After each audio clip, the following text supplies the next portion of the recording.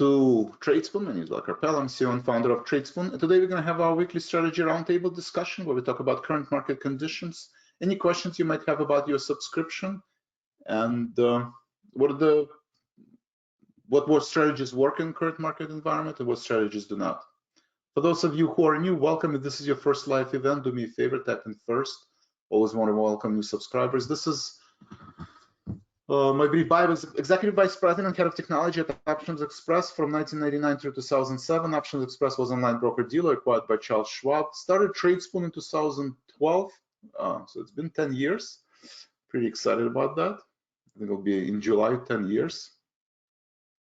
Have a party or something. So I want to take this opportunity to say thank you to all the subscribers. Because of you, I'm able to do what I enjoy professionally, managing and trading my own money. I've been doing that for over 15 years, mentoring and teaching subscribers how to trade stock and options. And finally, I have a master's degree in computer science, specializing in statistics and artificial intelligence. Disclosures are very important. Please read them. I am going to go through some live examples. Trading stock and options involve risk, not suitable for everyone. You must be aware of the risk and be willing to accept it in order to invest in current market conditions. I'm not a financial advisor. I'm not registered with FINRA nor SEC. I'm showing you what I do in my own account based on my own risk tolerance level for general education information purposes only. Please consult your financial advisor prior to making any trading decisions. Also, should not be assumed that the future trade picks will be profitable or equal past performance. All right, before we jump into trading system, let's talk about current market conditions and what to expect next. First, let's look at the yield. I do encourage you to enter any questions you might have, so I'll answer them. Scott, thank you.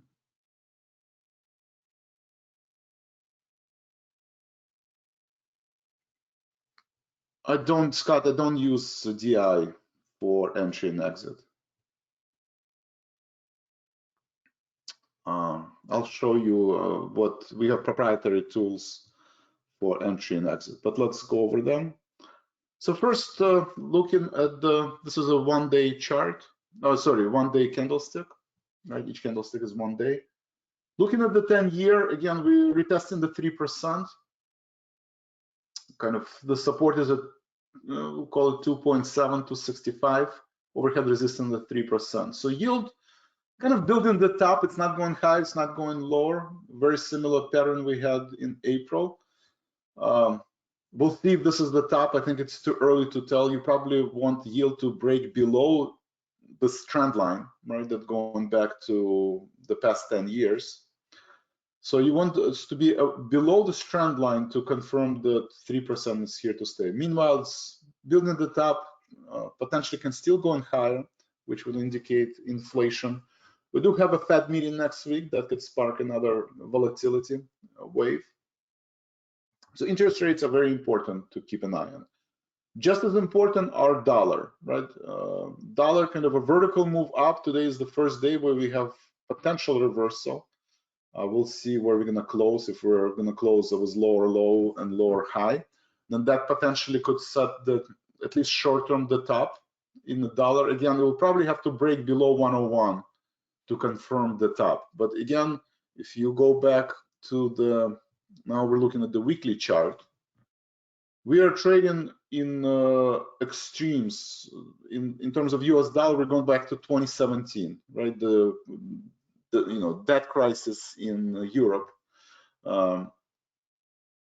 right? So that's around we actually were basically retesting those levels, right? Dollar is retesting the level through the 217. Obviously, by any technical indication, this is overdone. Why is the dollar important? Well, dollar puts pressure on European countries, on emerging markets.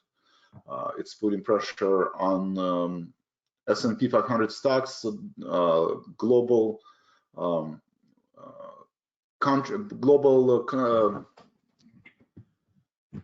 companies that derive their revenue outside of the United States because of the translation, right? Strong dollar will impact their revenue outside of the United States. So in general, strong dollar is an indication of a fear, right? People are flight to safety, and also an indication of that economy is slowing down, right? And flight to safety to a dollar. So that's negative. Inflation is also negative on the market, but also reaching extreme levels. We haven't seen 3% since 20.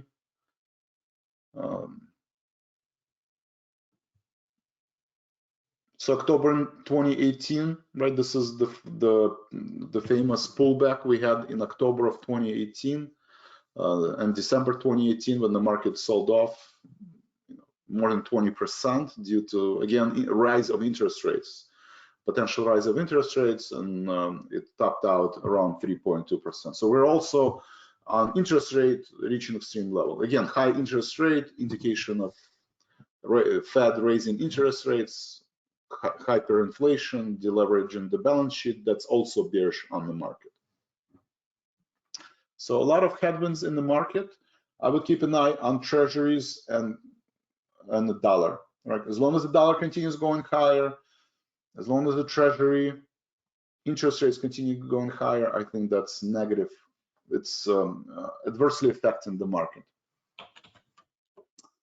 The main unknown right now are the technology, right? Technology, it's sitting at this key support level. We're going back to basically 12 months low, right? We are retesting 12 months low around 315 on technology, right? And we have a mixed earnings, right? Amazon had a disappointing earnings, Netflix had disappointing earnings, Google had disappointing earnings, all trading below multi-months level, right? If you look at the pattern of Google, trillion-dollar company, it broke through the support, right, which is a pretty bearish pattern, 2492. Again, not a lot of, let's draw the same kind of a chart. Again, I'm looking at the weekly chart, so we're going back to the bottom of the market, pandemic low, March 2020, when the pandemic started, all the way through the post-pandemic high, right? And we touched exactly at 62% retracement. So you can see that this is a trader's market, very technical, not a very complicated technical analysis, right? This is probably one of the most straightforward technical analysis, looking at Fibonacci numbers. We all learned them in high school math. So 62% retracement right on the dot, did break through the key support level that goes back to, again, 12 months low. Now we're trading at beyond 12 months low. So, and these are the trillion-dollar company. Google is one example. Now we have Amazon. A very similar price pattern. We can draw this Fibonacci retracement. Post-pandemic high, pandemic low. Amazon is weaker than Google, right? It broke through the 50% retracement, right? It broke through the 50% retracement. It's now approaching 38% retracement. Probably, if that level doesn't hold, on its way to potentially, well, pre-pandemic, right? Retesting pre-pandemic level, which would be around 2200. So that's Google. So those are bearish news on Google. I'm looking through a trillion-dollar companies that are gonna impact the indexes. So we talked about Google. We talked about, well, Netflix. That's similar price. I mean, a lot worse. So that's Netflix, Google. So now good news. Microsoft is actually able to hold on after better than expected earnings. It's still holding on through the March and February lows above this level, right? Above the downtrend level. So Microsoft, better than expected earnings, and Apple is better than expected earnings, staying above February, March lows and providing short-term support to the market. So that's positive news. Semiconductors, similar. It did break through the lows, right? So if we drew the Fibonacci retracement,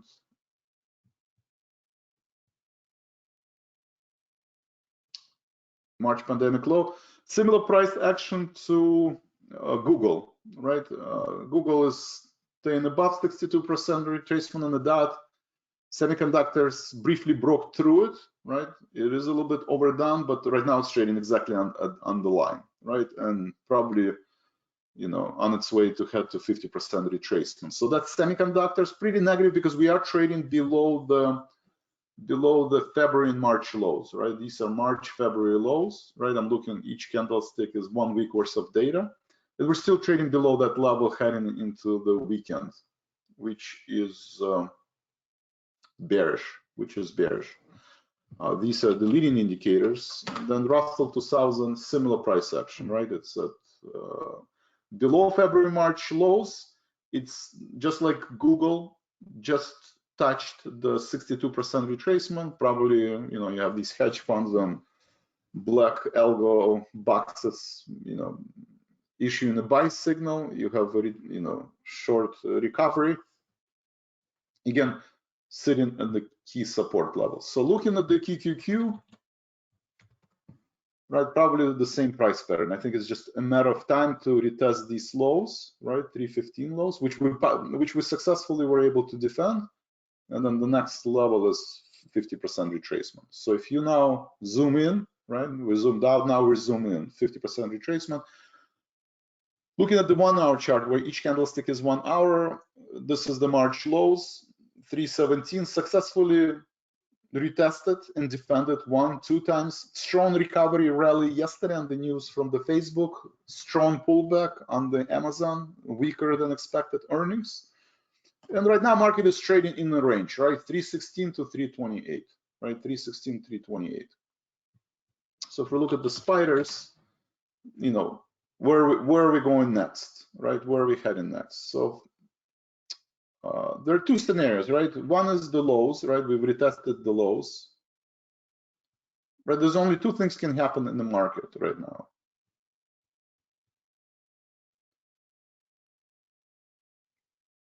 Right, this is 416, successfully defended, retraced it back, or we have 435, right? So it looks like market is trading in this range, right? Maybe something like this, maybe here, you know, something like this. So the question is, how long can the market trade in this range, right? We are starting May, next week is May. So there are 2 scenarios is going to happen. We either going to, well, I'll give myself a little bit more room.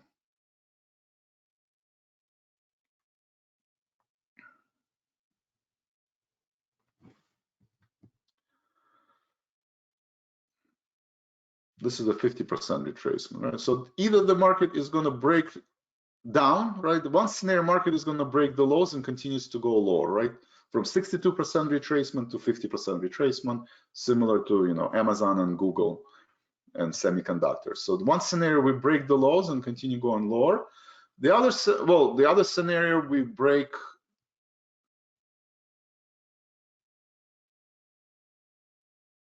Well, let's look at the recent highs. So this is probably not fair. We're gonna look at this, right? The pattern of higher highs and higher lows, right? We touched 448 level, right? And we tried to break out, posting recent highs. These are April highs.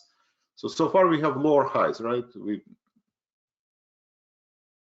reached 456, dropped to 436, reached to 448, dropped to 416. Where is the next high? You know, so one scenario we break, you know, this is we're breaking the downtrend, right? We're trading in the downtrend.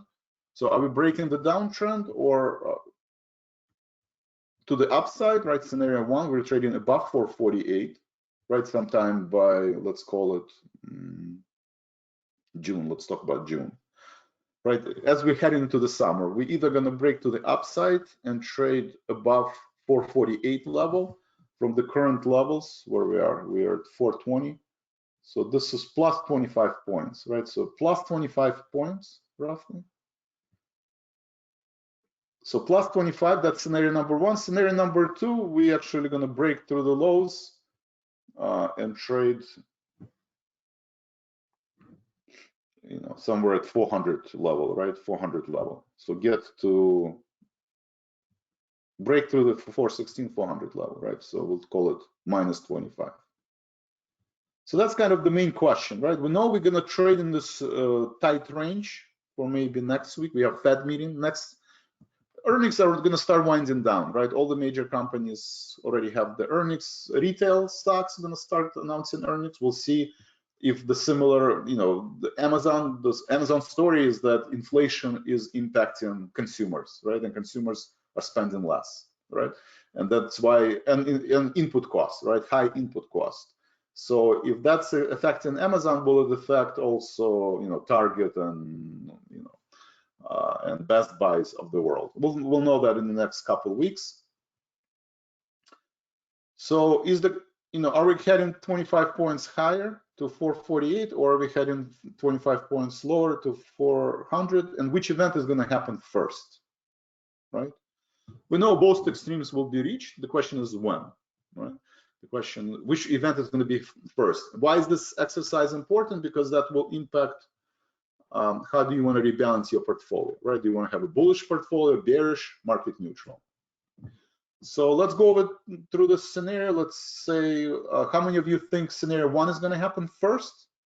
And it doesn't have to be exactly 448. It could be 440, right? It could be 456. But somewhere in this region, this event is going to happen first, or the other one is somewhere in here. Maybe it's 404, maybe it's 390, right? Somewhere in here. Which event is going to happen first? It doesn't have to be exact. So are we heading closer to 400 first, or are we heading closer to 445 first?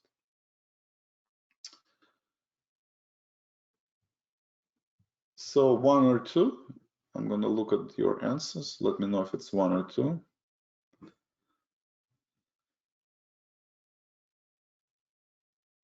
FOMC meeting. We'll talk about the FOMC meeting. Thank you, Kevin. We'll talk about the war, Carmen. Thank you. Scott down 2. All right, so let's see. All right, so 2 is down, 1 is up, right? 2 is down, 1 is up. So 2, 1, 2, 2, 2, 2, 2, 2, 2. All right, interesting 2. It's so interesting. Yesterday, everybody said 1, right? So we had the live strategy roundtable yesterday, live trading room. And yesterday, everybody said 1. Today, everybody said 2. So you can understand, so you clearly see kind of a herd effect, right? Herd effect where, Facebook is up, everybody thinks we're heading to 1. And then, Amazon earnings are down, everybody thinks it's 2. So very difficult environment to trade in, right? Every day, your opinion basically changes a lot. And that means your portfolio has to change, right? Because if you said 1 yesterday, well, you're bullish, your portfolio should be bullish. If you said 2 today, then your portfolio should be bearish. So it's very difficult to trade. You gotta kind of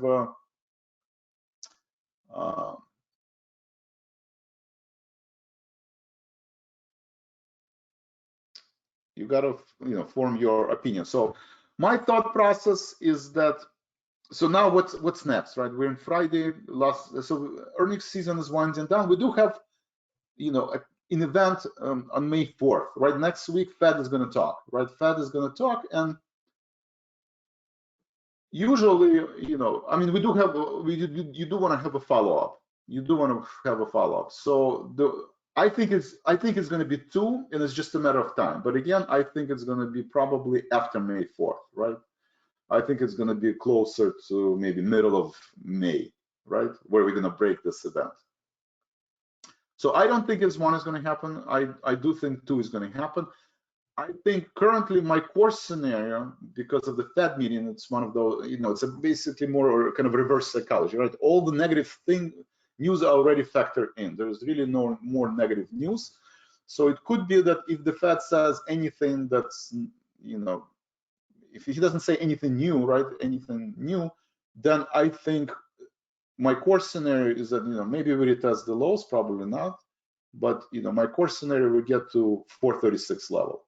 Right, so we get to 436 level, right? We don't get to 1, we don't post new highs, right? It's still pattern of lower highs. The point is that we are in the pattern of lower highs. We're probably not going to break this downtrend channel. So core scenario, we get to 435, right? We're maybe marginally bringing it back, and then retest of the 416 level and eventual break through that level.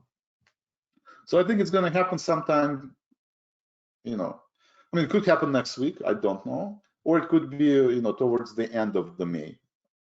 So that's my opinion. I do have a strong opinion that this is a sell, right? as market approaches this high, I don't think we're going to reach the high. I actually think this downtrend is going to stay intact. So far, going back to these trend lines, right? This is the January downtrend line, which successfully tested, and bulls were able to defend it. And now the trend line is here, right? And this is also a 50% retracement, right? It's a 50% retracement from the recent highs.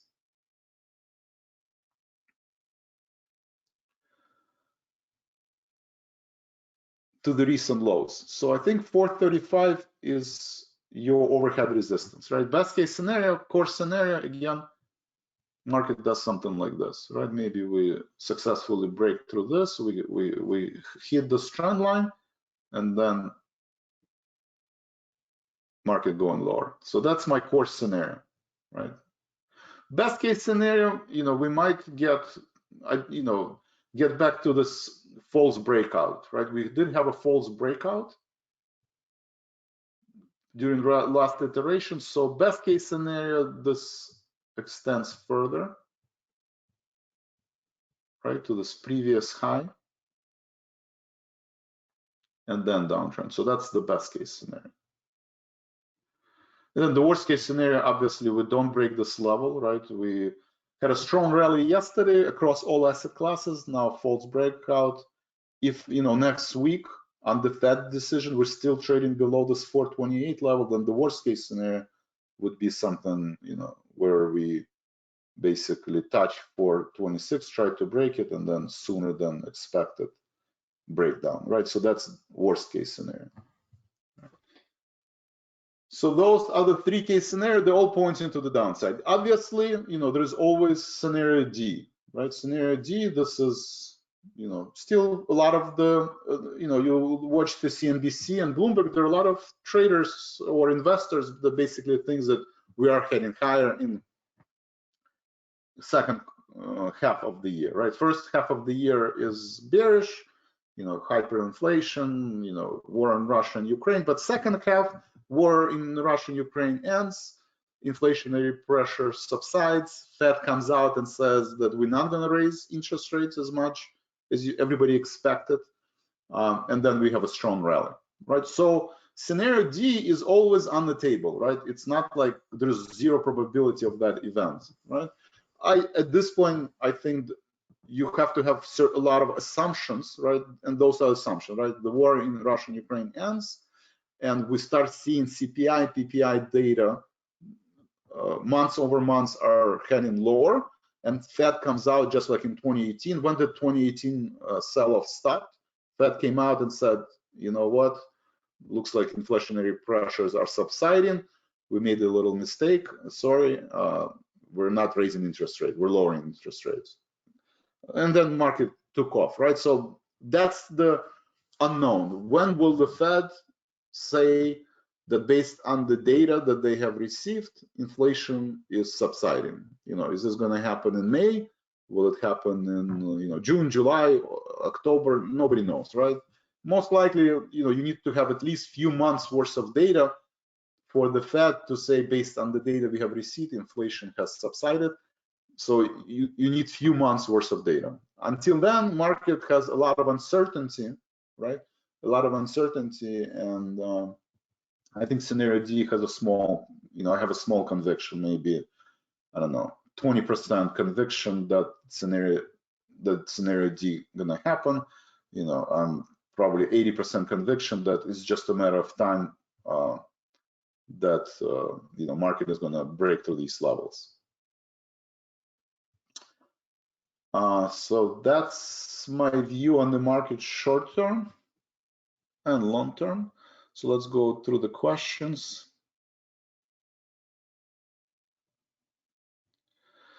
So Kevin, my opinion on Fed next week, market is extremely oversold, right? A lot of negative news in the market. You can see today everybody's bearish. I mean, yesterday everybody was bullish. But my opinion that market is oversold, and next week after the Fed decision, we could get to 436. maybe we can run 3-4%. We've seen yesterday in one day market, QQQ rally 4%, spiders rally 3%. So it could be that we do have a follow through based after the Fed decision. And I think that's the core scenario. Russia-Ukraine war, my opinion from what I've read, right? I follow, Ukrainian news. I follow, BBC news to be more objective, right? Based on BBC news and based on the meeting they had in Germany of the 40 nations, the heavy artillery is going to be supplied to Ukraine, and it's already been supplied. So that means that Ukraine will go on an offense probably in the next 1 or 2 months. And at that point, Russia will start going on a defense. I don't have no idea what the end result is. It looks like without some kind of weapons of mass destruction, Ukraine will win this war and will continue winning this war. But it's so based on the timeline, it's not going to end. I think they will only start going on offense in July, and I assume it's going to take a few months to either reach some kind of a ceasefire agreement or, some kind of capitulation. I don't know what it is, but realistically, we're talking about end of this year, right? Best case scenario, I don't know, September, October, realistically, end of the year. And again, I think it will only be ceasefire. That doesn't mean that the oil embargo or will be lifted, right? Or sanctions will be lifted. So the tension will probably stay till the end of the year or beyond that.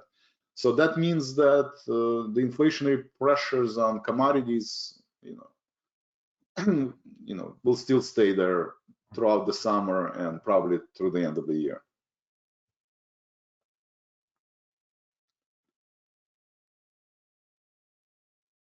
All right, thank you, Jeff.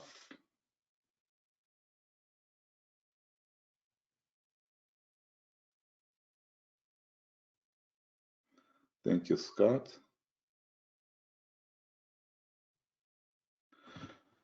Scott, do I find stocks that are moving up? At this point, I think it's a trader's market. So individual stock picking, it's very difficult to do, right? Because all of the asset classes will trade in high correlation to each other, right? Spiders is down 2%, QQQ is down 2%. You look at the watch list. I mean, China, kind of temporary has positive, but then everything is sells off, whether it's metals and miners, whether it's energy, what else? Utilities, financial REITs, consumer staples, healthcare, semiconductors, consumer discretionary. How's Amazon doing?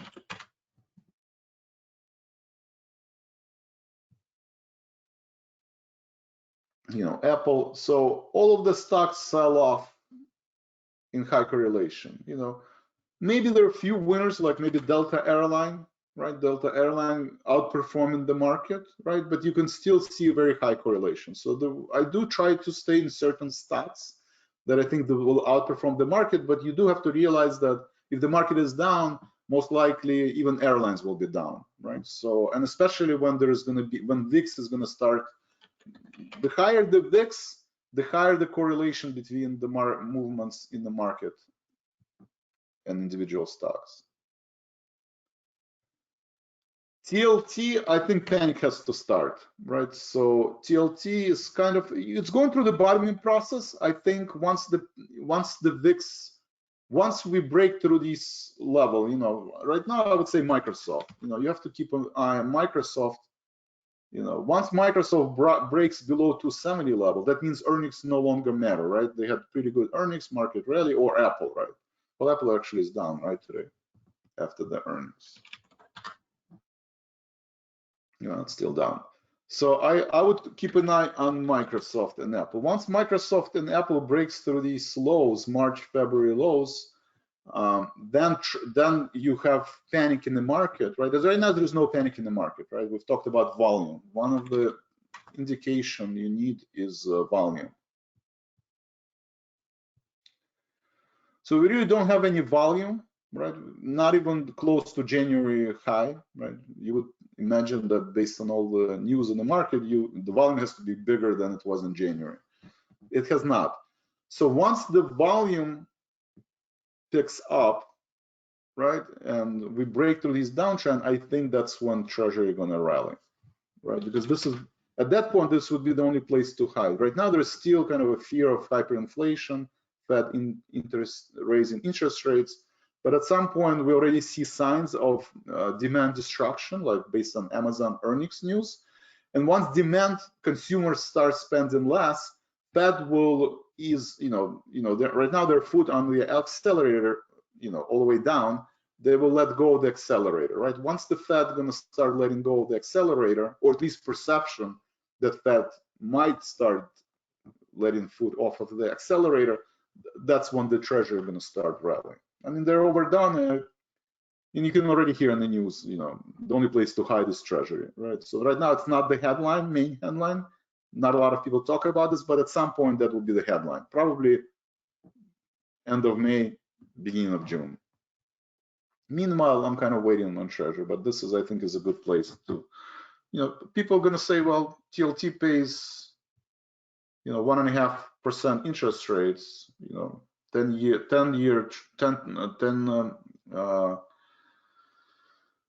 Treasury pays 3%. Why don't I just hide in 10-year Treasuries, right? It looks like a good place to hide and get 3% dividend.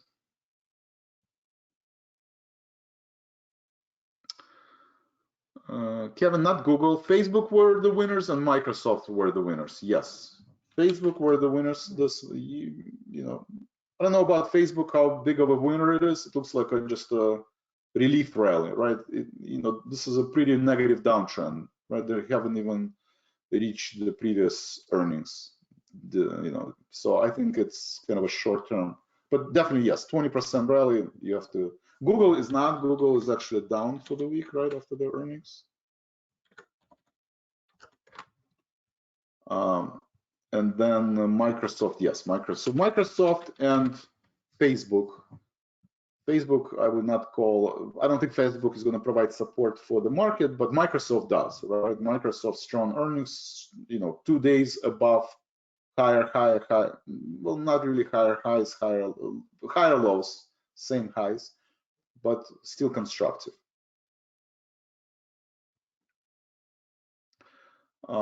In Chinese loosening lockdowns on Chinese stocks, so we'll see. Thank you, Kevin. All right. So how do you trade in current market conditions?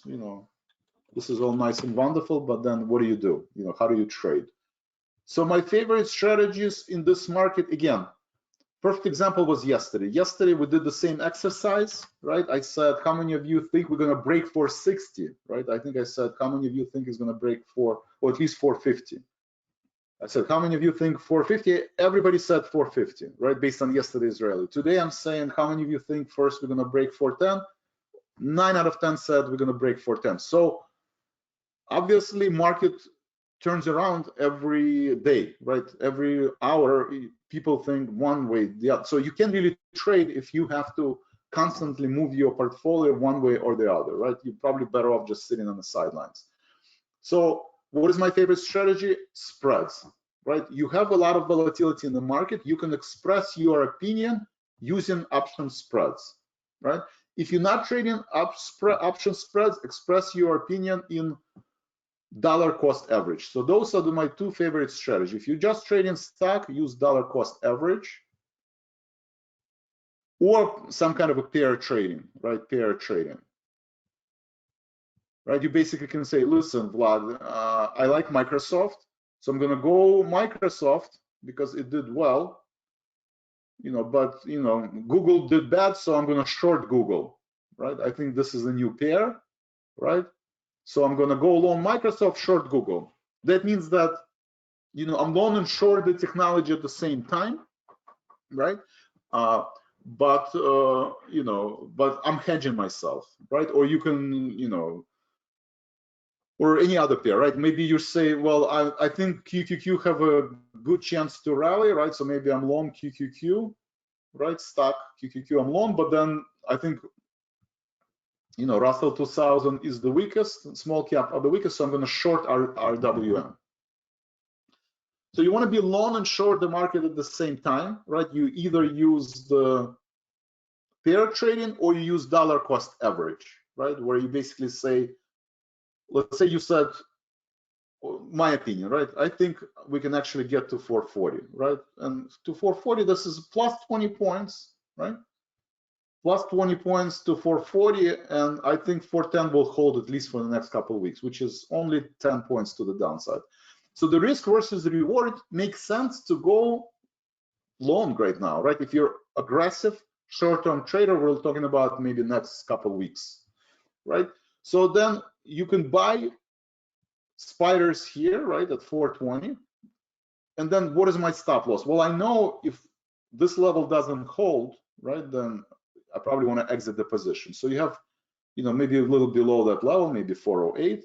So I'm doing my math, 10 points to the downside, right? So I have 10 points to the downside. How much money am I willing to invest, right? That's the second question. That's the thought process. How much money am I willing to invest? Based on our survey, average account at Tradespoon is $10,000, right? So right away, if I'm managing $10,000, my thought process, how much money am I willing to invest? I'm willing to invest no more than $250, right? What is $250? That's roughly 2.5%. Well, not roughly, that's actually exactly 2.5%. So 2.5% of my portfolio. So I propose you only risk 2.5% of your portfolio. Why portfolio? Because that takes care of underlying beta, right? Semiconductors are more volatile than technology, right? More volatile than consumer staples. So you do 2.5%, but you still look at support resistance levels. And you basically say, well, if I'm $10, how many shares can I buy not to lose more than $250? 25 shares, right? So if I'm trading stocks, I'm buying 25 shares, right? Total.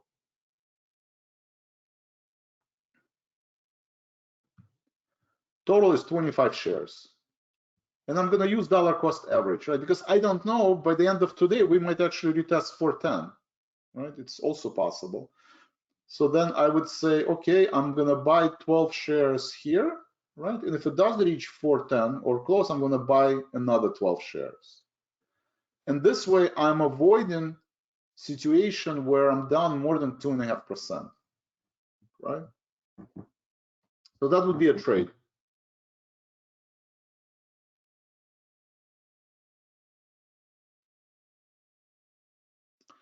And that would be a thought process. So dollar cost average, pair trading.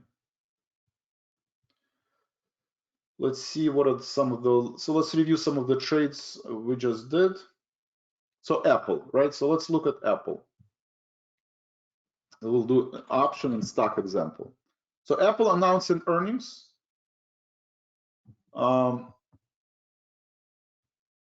If you're trading options, right, with the stock, I have no idea. Apple can go up, Apple can go down. So it's very hard to trade Apple into the earnings, right? But what if I do have Apple position? And actually, I did have an Apple position. Then one way to hedge your Apple position, whether you have a stock or an option, you can sell call against it, right? I was able to sell 175 call and collect 30 cents, right? So if you sell 175 calls, it's 20 basis points. If I had stock, I could lower the strike price, maybe, you know, receive, you know, 1%, $1.70 or more, right? Since I didn't have a stock, I sold iron counters. So selling out of the money call for 30 cents and selling out of the money put for 46 cents, right? So I collected 30 cents and 50 cents, 80 cents, roughly 0.5%, right? A little bit high, more than 0.5% of underlying stock. So by holding position overnight and selling out of the money options, selling extremes, right? For this trade to go against me, the stock have to be dropped either below 146, right? It either had to break the slow, right, 146, or it had to rally above my short strike 175. 175, which are both I consider extreme levels, right? Both consider extreme levels. So that would be the trade. Obviously, the risk is you trade in Amazon, and Amazon sells off 12%, right? It hasn't sold off 12%, in the past 10 years. So I think the most was, I think, 11%, right? So 1% of Amazon stock, that's $25, right? $25, one contract, you're down $2,500, right? So same strategy on the Amazon, you would be down $2,500. Again, that's one of the reasons we don't trade Amazon, right? Because one contract is $254,000. Most average retail investor doesn't have, $254,000 to risk. But the same logic applies, right? When you do Google, 1% that goes against you, that's $2,000 or $200, right? 1% of Google would be 23. Oh, same logic, right? It's the same logic, right? $2,500. But if you do, let's say, 1% of Visa, well, that's $216 if it goes 1% against you. If you do General Motors, 1% is $387, right? So strike price matter, right? One of the biggest mistake, one of the most common mistakes, I used to do it, I think most of the new traders are doing, that they are treating one contract of Visa, General Motors, and Google same way. But in reality, it's not, right? Options are derivatives of the stocks. So if you bought one contract of Visa and one contract of General Motors and one contract of Google, where do you have the most exposure to the market? Well, in Google, right? If Google drops 1%, you're down $23. But if General Motors is down 1%, it's down only 38 cents, right? So on the $10,000 portfolio, you probably cannot trade Google or Amazon, right? Unless you do a very tight spread, $5. And on Google and Amazon, it's very hard to trade $5 spreads on a $200,000 contract. So the safe assumption, if you're managing $10,000, buy stock, or just don't trade options on Google, Amazon. Or you do spreads, out of the money and long dated options, but you don't do short-term trades. So my proposal is that you always do one contract and you concentrate on stocks like Apple, liquid name, $100, $150. So that would be one example of the trade, right? Like Apple. What did we do on stocks? And you look at always at risk, right? So how do you look at risk? I did 146 put. I hedged it was 125 put. So it's a $10 spread. Sorry, $20 spread. So $20 on one contract is $2,000. Right? So I'm risking potentially $2,000. Right? That's my risk. And my return is $50. Right? So $50 out of $2,000, that's about 2.5% gain.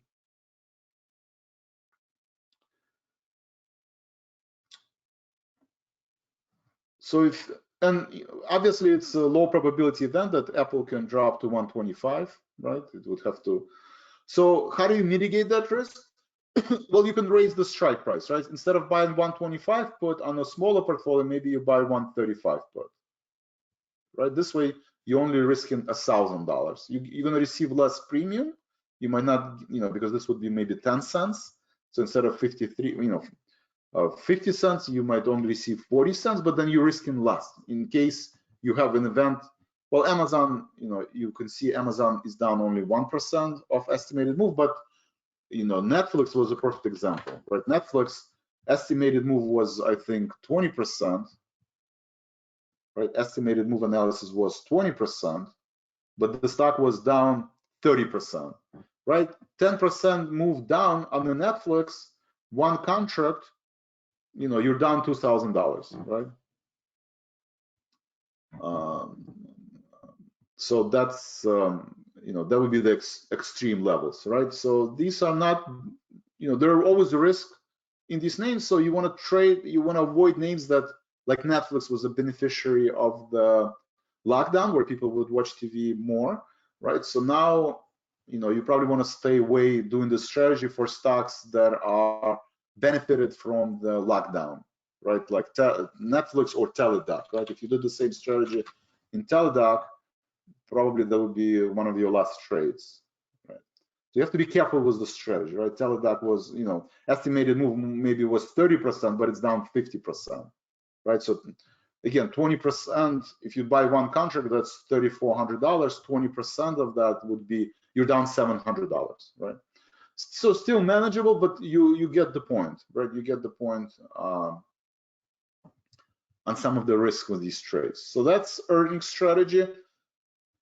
What do I have? Position QQQ, right? How do you express your bearish position? Well, I have 300 put. I'm long 300 put, and I'm short 280 put, right? So I'm bearish on the market. I don't really know whether the market is going to break through this level in, May or June. So I'm giving myself more time, and I'm long 300 short put. What does it allow me? If the market continues to rally, then this premium is going to start collapsing, right? So then as the short put gets, if the stock market continues to rebound, then maybe I can close it for half the value, right? So I'm basically subsidizing the 300 put, which is expensive, $16, 5%. I would have to spend 5% hedging my position. This way, I'm only spending 2% hedging my position. And I'm waiting for that short put to lose its value, right? So again, by trading the spreads, you can limit your downside and be long and short the market at the same time. Similar to XOP, right? I did XOP trade. This example of using dollar cost average, right? I'm buying at 136, bought at 131, and now I'm trimming at 135, trimming at 135, trying to close the position at 139. So using dollar cost average. And again, looking at support resistance, the most important is, again, your portfolio drawdown and cash. Right. Any other question?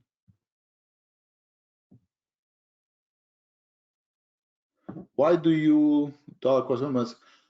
Most professionals disagree is that if the trade goes against you, don't double up, right? When the stock is in a free fall, right? So example of how you would misuse this concept, right? So let's say you're in Amazon, right? You're trading in Amazon, you bought it, let's say, when going into the earnings, you decided to buy Amazon, right? You thought that this is a support, right? So very good question. A lot of people, dollar cost average is a very popular strategy. What is the most common mistake?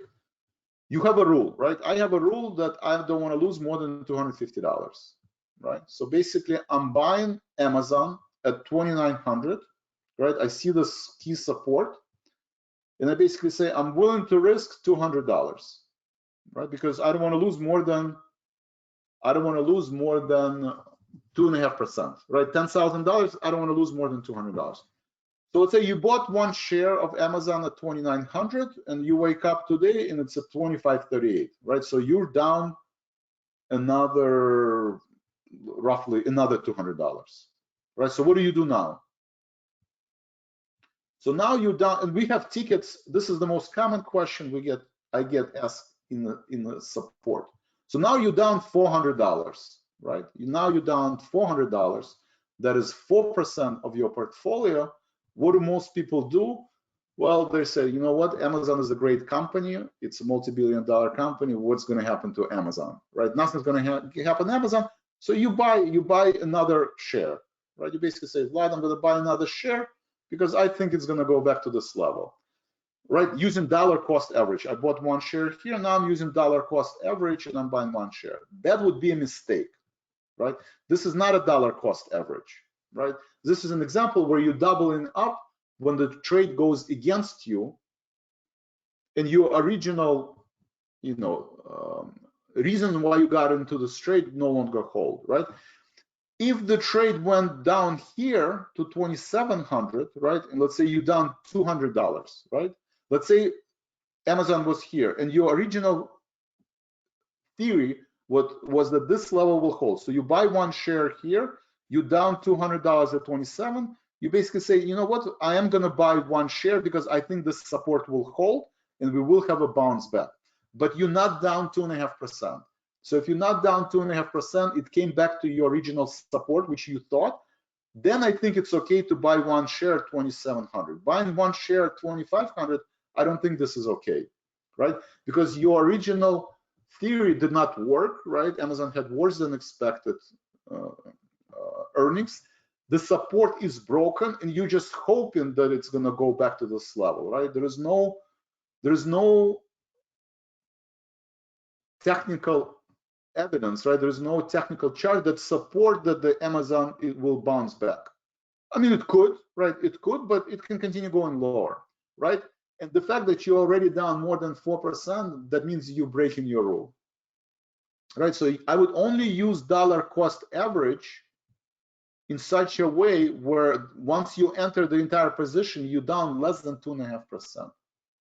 You got to structure your trade that no matter what happens, you're not down more than 2.5% in position. So that means you look at the wider stop levels and you reduce your position size, right? So basically give yourself more, so stop loss, right? When they say, what does it mean, trade small, trade often? Increase your stop level, give yourself more room, look at the main support levels, and reduce your position size, right? Your position size, you reduce, right? You reduce. I mean, you can do half a share of, well, let's say you could do fractional shares on Amazon, so then you buy half of Amazon share, right, instead of one. So very good question, very common mistake, and very common question that everybody is asking me, right? They basically, we have support calls right now that says, what do you think about Amazon?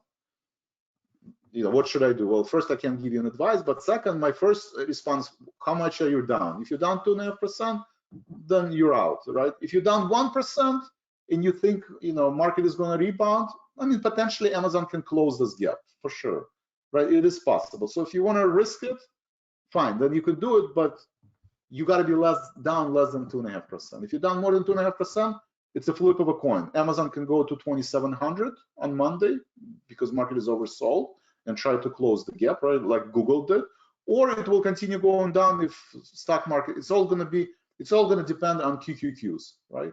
At this point, everything's going to be dependent on QQQs. QQQs rally, okay, Amazon will try to close 2,700. You know, QQQs down, you know, Amazon will be the first one to go lower, right? It's going to underperform on the downside now.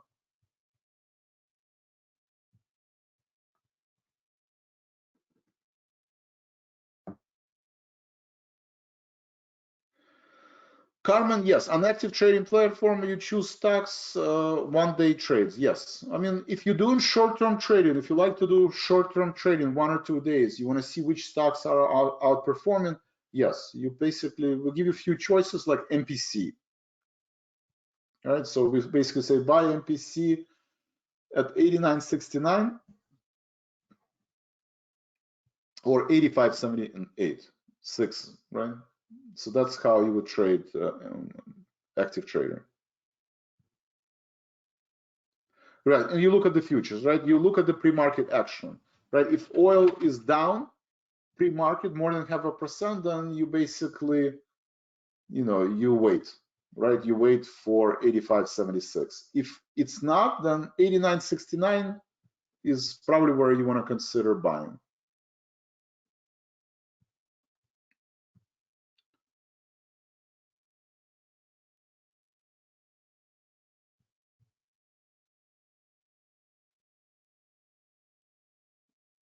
So usually I would wait 15 minutes. Sorry, 5-minute candlesticks.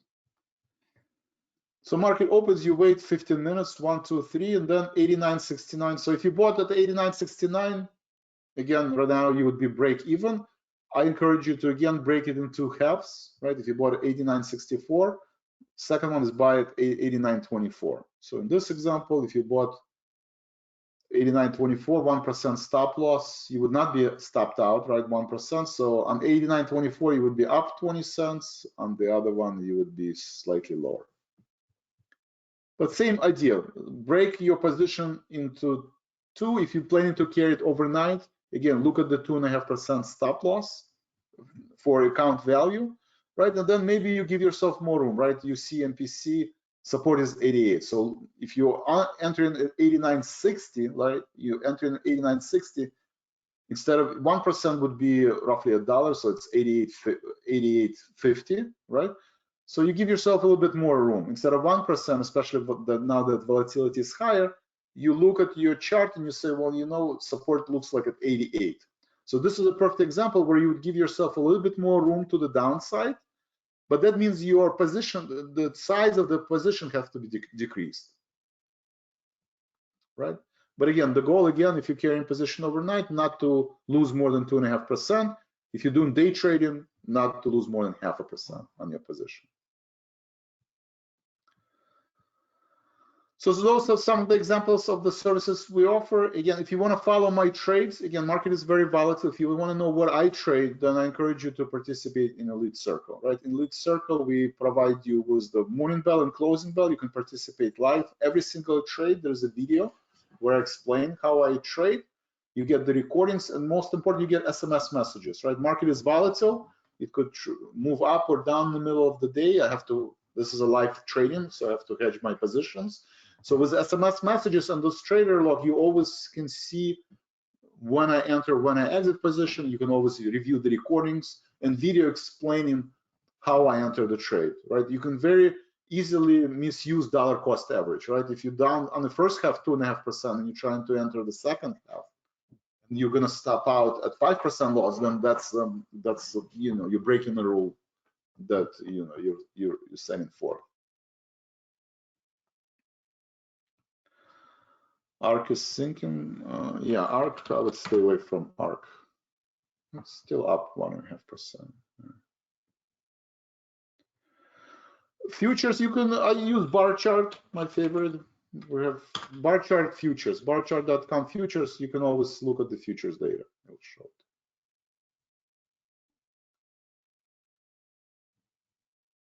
it. Any other questions? All right, it's 10:30. Thank you very much. Have a great day. Have a great weekend again. Most important is not to try to predict the market, right? Market, you know, yesterday everybody was bullish, today everybody bearish. But if few things I want to take away from this session, one is cash.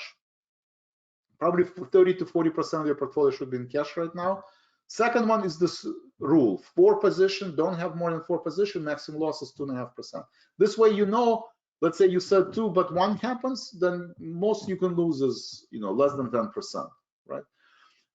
So that's very important. Always give yourself more time and more room. More time, that means if you think market is going to sell off by May, you know, go into July, go into September to buy those puts, right? Or if you think market is going to rally by June, you know, then go into September to buy that call. And room means that, you know, if you look at the stop level and you use, let's say, 1 week stop loss, the lowest in 1 week, go into 2 weeks, find the lowest in the last 2 weeks. It's going to be a, you know, a wider gap, you know, wider range. You have to reduce your position size, but it gives you more room for and more time for market to go in your direction. That's all I have for today. Thank you very much and have a great day.